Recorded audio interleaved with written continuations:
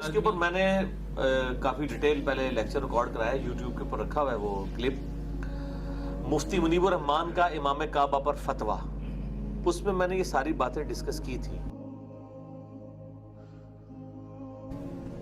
کہ خوارج جو صحابہ کرام کی تکفیر کرتے تھے، تو جب کوئی شخص کسی کو کافر کہتا ہے اور وہ کافر نہ ہو تو کفر اس پہ لوٹے گا نا۔ اور میں نے عبداللہ بن عمر کے حوالے سے المصنف ابن ابی شیبہ سے بتایا تھا کہ وہ خوارج کے پیچھے نماز بھی پڑھ لیتے تھے۔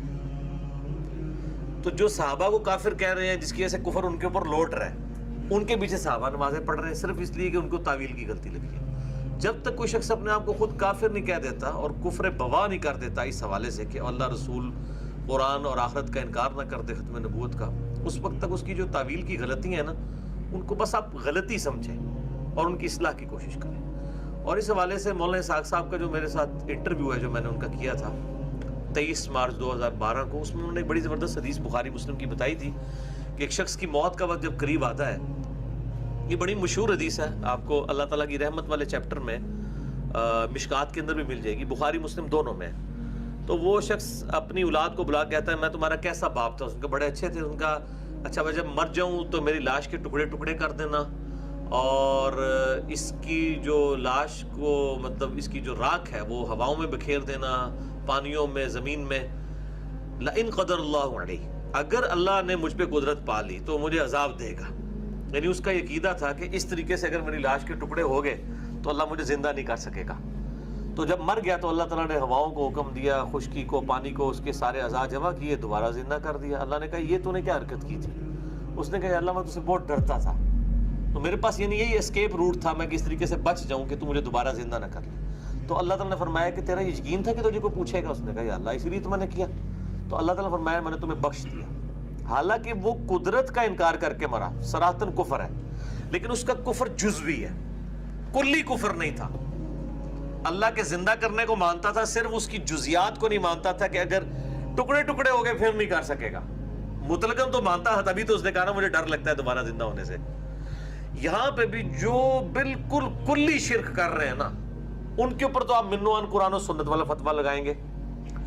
جو کلی نہیں کر رہے، جو کہہ رہے ہیں کہ نبی علیہ السلام کو ہم اللہ کا بندہ ہی مانتے ہیں، پیدا ہوئے ہیں، انسان تھے، فوت ہو گئے ہیں، اور اس کے مقابلے میں باقی بزرگوں کے بارے میں کہتے ہیں صرف ایک استانت کا ایشو ہے نا زیادہ، تو وہ ایک جزیات میں آتا ہے نا، ان کی اصلاح کی کوشش کریں۔ اور آپ دیکھ لیں ہم لوگ بھی انہی کی طرف سے آئے ہیں، ادھر بھی جتنے لوگ آتے ہیں آپ کو پتہ ہے ریورٹ ہی ہوئے ہیں نا، آخر بات پہنچی ہے نا۔ تو وہ صدیوں سے ان کو غلط مولویوں نے پٹی پڑھائی ہے، کوئی جان بوجھ کے تو دوزخ میں نہیں جانا چاہتا۔ تو میرا خیال ہے نرم رویہ رکھیں، اور جیسے ایک ٹی بی کا مریض ہے، اور آپ کو پتہ ہے ٹی بی قابل علاج ہے آج کے دور میں، لیکن ظاہر ایک مرض ایسا ہے جو جان لیوا ہے۔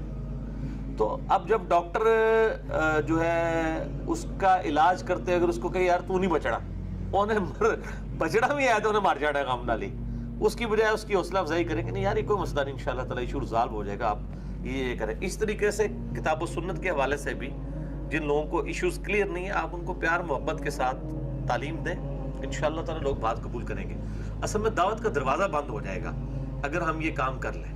اور میں نے اس کلپ میں بڑا ببانگے دول کہا ہے، ہم سے بڑے چیمپئن تو شرک اور توحید کے علماء عرب بنے ہوئے ہیں نا، ان کو کہیں نا کہ جن لوگوں کے بارے میں ان کا شرک کا عقیدہ ان کے حج پہ پابندی لگائے۔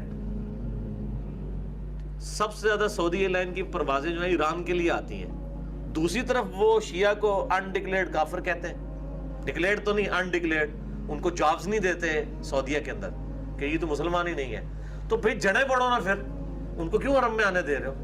ان کو بھی پتہ ہے کہ قانونی معاملہ اور ہے۔